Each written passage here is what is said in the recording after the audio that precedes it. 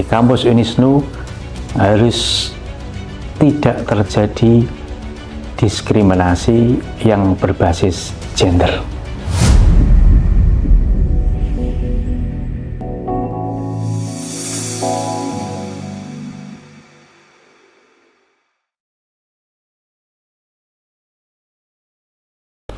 Assalamualaikum warahmatullahi wabarakatuh. Alhamdulillah, Allahumma sholli ala sayyidina Muhammad. Rekan cendekia Unisnu Jepara yang berbahagia, diskusi atau bicara tentang membangun budaya inklusif, bagaimana peran kampus yang responsif terhadap gender, saya kira ini patut kita dalami dan sangat penting untuk kita diskusikan. Karena frasa ini merujuk bagaimana lingkungan kampus yang inklusif dan harus adil bagi semua gender, termasuk laki-laki dan perempuan, serta kelompok difabel sekalipun. Dan ini harus dipastikan bahwa hak dan kesempatan serta perlakuan yang setara ini perlu diterapkan. Jadi di kampus Unisnu harus tidak terjadi diskriminasi yang berbasis gender.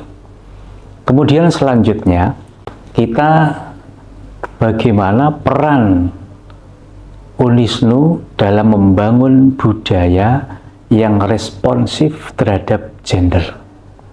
Maka di kampus harus perlu membuat kebijakan bagaimana gender yang inklusif itu betul-betul diatur, dan itu dibuat kebijakan yang sangat penting. Contohnya adalah harus ada kebijakan tentang anti diskriminasi. Nah, Unisnu harus ada kebijakan anti diskriminasi. Itulah keyword dari gender inklusif. Kemudian yang kedua adalah pembentukan unit penunjang gender. Harus ada unit-unit yang menangani tentang bagaimana tentang diskusi gender ini harus dilakukan dan harus diimplementasikan. Kalau perlu melakukan penelitian dan pengembangan tentang kebijakan yang berbasis gender ini yang diperlakukan di Unisnu Jepara. Kemudian yang ketiga, perlu ada pelatihan dan sosialisasi terkait dengan pemahaman gender mainstream ini. Apakah itu melalui diskusi, melalui seminar atau FGD yang intensif di Unisnu Jepara ini. Kemudian yang keempat, bagaimana mekanisme penanganan kasus tentang gender ini.